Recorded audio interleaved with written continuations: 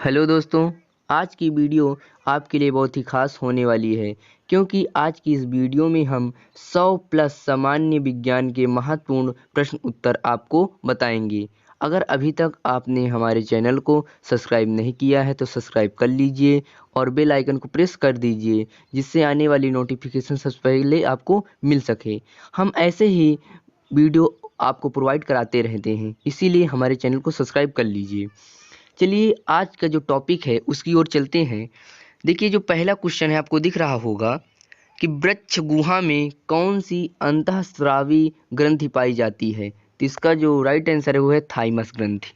उसके बाद है विद्युत केंद्रों से उत्सर्जित कौन सी गैस अम्लीय वर्षा का कारण बनती है। तो सल्फर डाइऑक्साइड। ये बहुत ही इंपॉर्टेंट क्वेश्चन है और सामान्य विज्ञान में ऐसे ही आपसे क्वेश्चन पूछे जाएंगे। चाहे जो भी कंपटीशन लेवल का एग्जाम हो, ऐसे ही क्वेश्चन आपसे पूछे जाते हैं। उसके बाद देखिए, मोबाइल फ़ोन का आविष्कार किसने किया था। तो मार्टिन कूपर ने। उसके बाद है प्रोग्राम इनपुट और आउटपुट के बीच का समय क्या कहलाता है। तो एग्जीक्यूशन टाइम। उसके बाद है द्रव चालित ब्रेक किसके नियम पर कार्य करता है। तो पास्कल नियम पर। तो देखिए, क्वेश्चन आपके बहुत ही इंपॉर्टेंट इसमें दिए गए हैं। उसके बाद है टेलीफोन का आविष्कार किसके द्वारा किया गया। तो अलेक्जेंडर ग्राहम बेल के द्वारा। दांतों के क्षय को रोकने के लिए अधिकांश टूथपेस्ट में क्या होता है। तो फ्लोराइड। उसके बाद है सांपों की विष ग्रंथियां किसके सरहस होती हैं। तो कशेरुकियों की लाल ग्रंथियां। देखिए, यहाँ पर जो भी क्वेश्चन है बहुत ही इंपॉर्टेंट है। उसके बाद देखिए, सोडियम कार्बोनेट आमतौर पर इस नाम से जाना जाता है। तो धोने का सोडा, वॉशिंग सोडा भी इसे कहते हैं। उसके बाद देखिए, राष्ट्रसंघ की प्रांसविदा के आरेखण के बाद यह किसने कहा था। A living thing is born. तो वुड्रो विल्सन ने कहा था। उसके बाद देखिए, कौन सा एक प्रकाश संश्लेषी वर्णक नहीं है। तो एंथोसायनिन। उसके बाद है तार्किक अनुक्रम में डाटा को व्यवस्थित करने की प्रक्रिया को क्या कहते हैं। तो सॉर्टिंग। उसके बाद है इस्पात के गोले में पदार्थ की मात्रा उसका क्या होती है। तो द्रव्यमान। उसके बाद है चुंबकीय प्रवाह की एसआई यूनिट क्या है। तो वेबर है। तो देखिए, जो भी मात्रक रिलेटेड वीडियो है हम आपको प्रोवाइड कराएंगे। अभी हमने उस पर वीडियो नहीं बनाया है। मात्रक क्वेश्चन हमेशा पूछा जाता है, तो इसलिए इसका ध्यान रहे। और एक बात, आप हमारे प्लेलिस्ट में जाके और भी वीडियो देख सकते हैं। जितनी भी वीडियो हम आपको प्रोवाइड कराते हैं सब आपके एग्जाम के लिए ही होती हैं और वो सब इम्पोर्टेंट क्वेश्चन होते हैं। उसके बाद देखिए, मीना माता रोग किसके द्वारा पानी के प्रदूषण से फैलता है। तो पारद। कौन सा एक रेशेदार प्रोटीन है। केराटिन। उसके बाद है टाइफाइड बुखार किसके द्वारा होता है। तो जीवाणु के द्वारा। फिर अगला क्वेश्चन है एक माइक्रोन इसके बराबर है। तो 10 एम। उसके बाद है 0.3 मीटर की तरंग दैर्ध्य वायु में होती है और यह में 300 मीटर पर सेकंड की गति से यात्रा करती है। यह किस प्रकार की तरंग होती है। तो श्रव्य तरंग। उसके बाद देखिए, भारतीय राष्ट्रीय grid computing initiative for scientific engineering and academic community का नाम है गरुड़। उसके बाद है 63 हमारे शरीर में मस्तिष्क का कौन सा भाग संवेगात्मक क्रियाओं को नियंत्रित करता है। तो हाइपोथैलेमस। तो ये बहुत ही इंपॉर्टेंट क्वेश्चन है। उसके बाद देखिए, यदि ऑक्सीजन का घनत्व हाइड्रोजन से 16 गुना हो तो उनका तदनुरूपी ध्वनि के वेग का अनुपात क्या होगा। तो 1:4। उसके बाद क्वेश्चन है वर्गीकरण की कैरोलस लीनियस प्रणाली है द्विपद। उसके बाद देखिए, कैंसर के उपचार में किसका प्रयोग किया जाता है। तो कीमोथेरेपी का। फिर प्रश्न है हमारा, एक मीनार के शीर्ष पर खड़े एक व्यक्ति के पास दो गोलक हैं ए और बी। वह एक गोलक को नीचे की ओर गिराता है और उसी समय गोलक बी को क्षैतिज रूप से फेंकता है। निम्नलिखित में से कौन सा कथन सही है।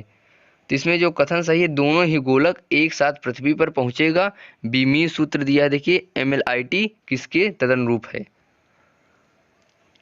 उसके बाद देखिए प्रश्न है हमारा, प्रत्यास्थता गुणांक किसी सामग्री का सांद्रण जो 50% पशुओं के लिए घातक है क्या कहलाता है? तो LC50। उसके बाद देखिए, जब दो परमाणुओं के बीच आबंध बनता है तो प्रणाली की ऊर्जा घटती है।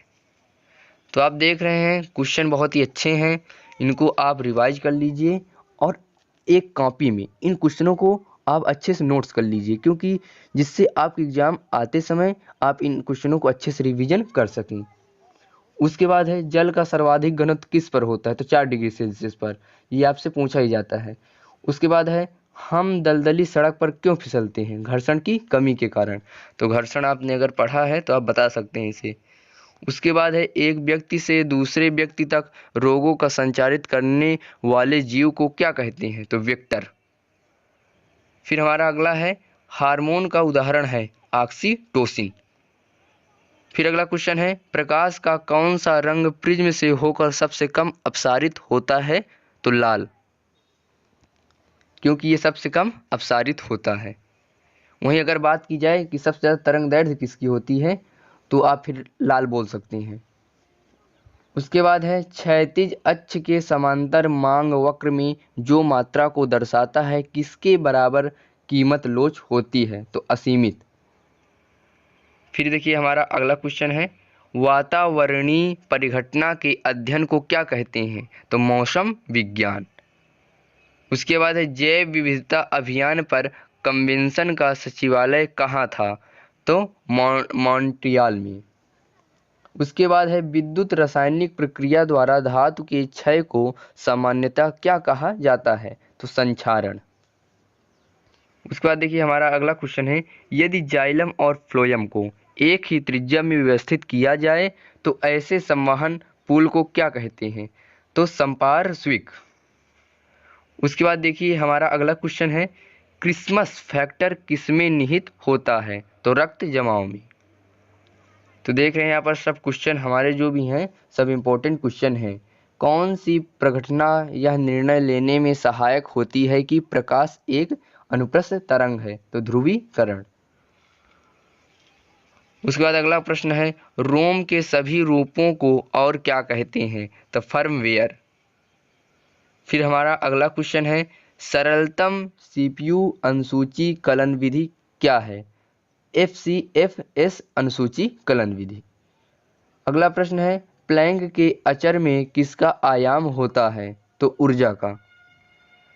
उसके बाद अगला क्वेश्चन है, न्यूक्लियर त्रिज्या को अभिव्यक्त करने के लिए सबसे उपयुक्त यूनिट क्या है? तो एंगस्ट्रॉम। उसके बाद अगला क्वेश्चन है, एमिनो एसिड की आवश्यकता किसके संश्लेषण के लिए होती है? तो प्रोटीन के लिए। ये आपको पता होना चाहिए, मोस्ट इंपॉर्टेंट क्वेश्चन है। उसके बाद है, जब यक्स वस्तु के एवजी की कीमत कम होती है तो यक्स की मांग कम हो जाती है। उसके बाद अगला प्रश्न है, विषम मिश्रण से लोहे की परत को किस तकनीक से पृथक किया जा सकता है? तो चुंबकीकरण, क्योंकि जो चुंबक होता है लोहे की वस्तुओं को आकर्षित कर लेता है, इसीलिए इसका प्रयोग किया जाता है। उसके बाद है, खुले पाइप से वायु धमन किसका उदाहरण है? समदाबी प्रक्रिया का। तो आप देख रहे हैं हम आपको ऐसे ही क्वेश्चन प्रोवाइड कराते हैं। अगर आपको किसी भी सब्जेक्ट या किसी एग्ज़ाम की तैयारी कर रहे हैं, कोई भी क्वेश्चन आपको चाहिए तो आप बता सकते हैं कमेंट बॉक्स पर, हम आपको प्रोवाइड कर देंगे। उसके बाद है, विद्युत और चुंबकत्व के बीच लिंक की खोज किसने की थी? तो मैक्सवेल ने। उसके बाद है, जीवाणुभोजी किसके द्वारा खोजा गया था? तो फेलिक्स डी हेरेल और फ्रेडरिक ट्रोल्ट के द्वारा।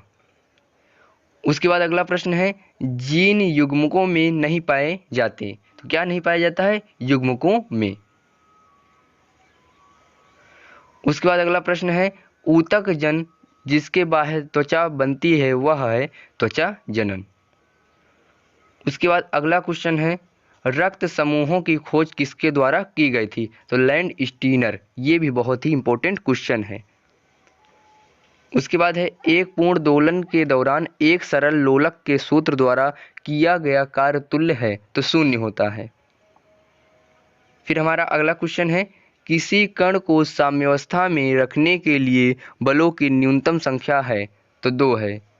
साम्यावस्था में अगर किसी कण को रखना है तो उसकी जो न्यूनतम बल है वो 2 है। उसके बाद है SHM दर्शाने वाली प्रणाली में यह आवश्यक होना चाहिए। तो प्रत्यास्थता एवं जड़त्व दोनों ही। उसके बाद है, एक सुई या पिन जल के पृष्ठ पर इसके कारण प्लावन होती है। पृष्ठ तनाव। उसके बाद अगला क्वेश्चन है हमारा, श्वेत फास्फोरस सामान्यतः इसके अंतर्गत रखा जाता है? तो जल के अंतर्गत। उसके बाद है, फ्लैश बल्बों का तार इसका बना होता है? तो Mg का। तो देख रहे हैं आप यहाँ पर सभी इंपॉर्टेंट क्वेश्चन आपको बताए जा रहे हैं। उसके बाद अगला क्वेश्चन है, एक स्वतः प्रक्रम के लिए G ऋणात्मक है, क्योंकि अगर G ऋणात्मक है तो वह स्वतः प्रक्रम होता है। उसके बाद अगला प्रश्न है, किसकी वेधन क्षमता सबसे उच्च होती है? तो वाई किरण की। तो यहाँ पर देख रहे हैं समान विज्ञान के जितने भी इंपॉर्टेंट क्वेश्चन हैं वो सब क्वेश्चन आपको बताए जा रहे हैं। फिर है, वृक्क के आकार की द्वार कोशिकाएं किसमें होती हैं? तो द्विबीजीय पादपों में। फिर अगला क्वेश्चन है, डंबेलाकार द्वार कोशिकाएं किसमें होती हैं? तो गेहूं में। उसके बाद है, रंध्रमुख इस पर आधारित है? तो अंतःपरासरण पर। फिर हमारा अगला क्वेश्चन है, कौन सी गैस पादप ग्रह प्रभाव ग्रीन हाउस इफेक्ट के लिए मुख्य रूप से उत्तरदायी है? तो जल वाष्प। फिर अगला क्वेश्चन है, फोटोन की कण बनने की प्रकृति किस पर टिकी होती है? तो प्रकाश वैद्युत प्रभाव पर। फिर है, हेप्टिस क्या है? तो अपूर्ण प्रतिजनन। तो इसके बाद देखिए हमारा अगला क्वेश्चन है, सल्फर डाइऑक्साइड किसके द्वारा रंजक पदार्थ को विरंजित कर देता है? तो तनुकरण। फिर हमारा अगला क्वेश्चन है, पौधे किसकी अधिकता के कारण मुरझाने लगते हैं? तो वाष्पोत्सर्जन के कारण। जिप्सम का उपयोग किसके सुधार के लिए किया जाता है? तो पॉड सॉल्व। उसके बाद है, विद्युत चुम्बकीय विकिरण के लिए उनके बढ़ते हुए तरंग दैर्ध्य के क्रम में सही विन्यास बनाइए। तो उत्तर है एक्स किरणें अवरक्त ह्रस्व सूक्ष्म तरंग। उसके बाद अगला क्वेश्चन है, न्यूक्लियर रिएक्टरों में विबंधकों का प्रयोग किस लिए किया जाता है? तो न्यूट्रॉन मंद करने। उसके बाद है, पक्षियों के पंख क्या होते हैं? रूपांतरित अंग। उसके बाद देखिए हमारा प्रश्न है, कंपनशील रज्जु के व्यवहार का अध्ययन करने के लिए किस उपकरण का प्रयोग किया जाता है? तो सोनोमीटर का। उसके बाद देखिए है, पोलियो का नैमित्तिक जीव क्या है? तो विषाणु है। फिर हमारा अगला प्रश्न है, इलेक्ट्रॉन सूक्ष्मदर्शी चक्षुष सूक्ष्मदर्शी से अधिक आवर्धन क्यों देती है? तो इसका जो राइट आंसर है वो है, इलेक्ट्रॉन की तरंग दैर्ध्य चक्षुष प्रकाश की तरंग दैर्ध्य से कम होती है। फिर हमारा अगला क्वेश्चन है, रक्तस्राव को रोकने के लिए आमतौर पर किस एल्यूमिनियम लवण का प्रयोग किया जाता है? तो पोटास एलम का। उसके बाद देखिए हमारा अगला क्वेश्चन है, उस समय पूर्ण आंतरिक परावर्तन नहीं हो सकता है जब प्रकाश पानी से होकर कांच में जाता है। फिर हमारा अगला क्वेश्चन है, गैमेक्सेन का रासायनिक नाम क्या है? तो बेंजीन हेक्साक्लोराइड। फिर हमारा अगला क्वेश्चन है, कृंतक किसके प्राप्त इकाइयों का समूह है? तो सूक्ष्म प्रवर्धन का। फिर हमारा अगला क्वेश्चन है, प्रतिरक्षण तकनीक का विकास किसने किया था? तो लुई पाश्चर ने। उसके बाद है, गन्ने की लाल सड़ांध किसके कारण बनती है? तो कौलेटोट्राइम फैलकेटम के द्वारा। उसके बाद है, डीएनए का जलरागी स्वरूप किसकी मौजूदगी के कारण होता है? तो डिऑक्सीरिबोस शर्करा के कारण। उसके बाद है, इंटरफेरोन किसकी अनुक्रिया में संश्लिष्ट होते हैं? तो विषाणु के। फिर हमारा अगला क्वेश्चन है, ताप गतिकी का प्रथम नियम सामान्यतः किसके संबंध मामला है? तो ऊर्जा के संरक्षण के नियम। संतुलन की अनुभूति किससे होती है? तो अनुमस्तिष्कीय संतुलन। फिर हमारा अगला क्वेश्चन है, पानी में नाइट्रोजन आमतौर पर किस रूप में पाई जाती है? तो नाइट्रेट। एक उत्क्रम्य और एक अनुत्क्रम्य इंजन तापमान के समान सीमाओं के बीच कार्य कर रहे हों तो उत्क्रम्य इंजन की दक्षता अनुत्क्रम्य इंजन से अधिक होगी। उसके बाद है, गूदेदार थैलमस किस में खाने योग्य होता है? तो सेब में। किसको किसी कोशिका में अंचल संपत्ति माना जाता है? तो न्यूक्लियन अम्ल को। उसके बाद देखिए, लाल रक्त कणिकाओं आरबीसी का औसत जीवन काल लगभग कितना होता है? तो 100 से 120 दिन। उसके बाद कौन सा सर्वोत्तम विद्युत चालक है? तो चांदी। देखिए, चांदी और सोना सर्वोत्तम विद्युत चालक हैं। वहीं तन्यता की बात की जाए तो सोना और चांदी ही तन्यता में भी आते हैं। तो इससे क्वेश्चन आपसे पूछे ही जाते हैं, तो आपको ये क्वेश्चन पता होना चाहिए। फिर है, रक्त के स्कंदन हेतु कौन सा विटामिन आवश्यक है? तो विटामिन के। अगला क्वेश्चन है, उर्वरकों के निर्माण में कौन सा तत्व प्रयोग में लाया जाता है? तो पोटेशियम। अगला क्वेश्चन है, प्राकृतिक रबड़ किसका बहुलक है? तो आइसोप्रोपीन का। फिर अगला क्वेश्चन है, पोलियो की रोकथाम के लिए पहली प्रभावी वैक्सीन किसने बनाई थी? तो जोनस ई साल्क ने। फिर हमारा अगला क्वेश्चन है, आबादी में जीनों के संग्रह को क्या कहते हैं? तो जीन पूल। उसके बाद प्रश्न देखिए, चुंबक रक्षक किसके टुकड़े होते हैं? तो नर्म लोहा के। फिर अगला प्रश्न है, जब किसी पाषाण खंड को पानी में डुबोया जाता है तो वह समान में पानी को विस्थापित कर देता है? तो द्रव्यमान के समान। फिर अगला क्वेश्चन है, किसी पिंड की उस गति को क्या कहते हैं जिसकी कुछ समय के अंतराल के बाद पुनरावृत्ति होती रहती है? तो आवधिक गति। रेडियोधर्मी पदार्थ में किस दौरान कोई परिवर्तन नहीं होता? तो गामा उत्सर्जन। फिर अगला क्वेश्चन है, आणविक कक्षा का अभिन्यास किसके नियंत्रित होता है? तो चुंबकीय क्वांटम संख्या। फिर अगला क्वेश्चन है, प्लेग किससे फैलता है? तो जीवाणु के द्वारा। फिर अगला क्वेश्चन है, जैव आवर्धन का अर्थ किसमें निहित है? तो विषाक्त पदार्थ आवर्धित होते हैं। फिर अगला क्वेश्चन है, मच्छरों के जैविक नियंत्रण के लिए किसका प्रयोग किया जाता है? तो गमबुसिया का। वह कौन सा पादप कीटभक्षी नहीं है? तो कसकुटा। फलों का मधुर मीठा स्वाद किसके कारण होता है? तो फ्रैक्टोज के कारण। ये भी बहुत ही इंपॉर्टेंट क्वेश्चन है। उसके बाद अगला देखिए, क्लोरोफिल में कौन सा पॉफिटिन होता है? तो मैग्नीशियम। फिर अगला क्वेश्चन है, मटर में विपरीत लक्षणों वाले कितने युग्मों का मेंडल ने चयन किया था? तो 7। फिर अगला क्वेश्चन है, विकिरण की कण प्रकृति की पुष्टि किसके की जाती है? तो प्रकाश वैद्युत प्रभाव से। फिर है, ठोस पदार्थों की सूची में क्या विद्युत का सुचालक नहीं होता? ग्रेफाइट। किसे यशद पुष्प कहते हैं? तो जिंक ऑक्साइड को। रेडियोधर्मी पदार्थ का आधा जीवन काल 70 दिन का होता है। उसी पदार्थ का 1 ग्राम कितने दिन बाद 0.25 ग्राम रह जाएगा? तो 140 दिन बाद। तो देखिए, जितने भी आपको क्वेश्चन बताए जा रहे हैं आप उसे अच्छे से पढ़िए, क्योंकि ऐसे क्वेश्चन आपके एग्जाम में पूछे जाएंगे। इनको आप एक कॉपी में लिख लीजिए, जिससे एग्जाम के समय आप आसानी से रिवीजन कर सकें। उसके बाद है, एलपीजी का प्रमुख घटक है? तो ब्यूटेन। उसके बाद है, परमाणु क्रमांक 20 वाले परमाणु का इलेक्ट्रॉनिक विन्यास है? तो 2882। फिर अगला क्वेश्चन है, हाइलोजनों में सबसे अधिक अपक्रिया है? तो फ्लुओरीन की।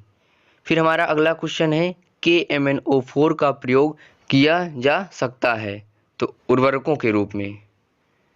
तीव्र सीसा विषाक्तन को भी कहते हैं। तो इस तरह आपने देखा, हमने आपको 100 प्लस सामान्य विज्ञान रिलेटेड क्वेश्चन करवाया।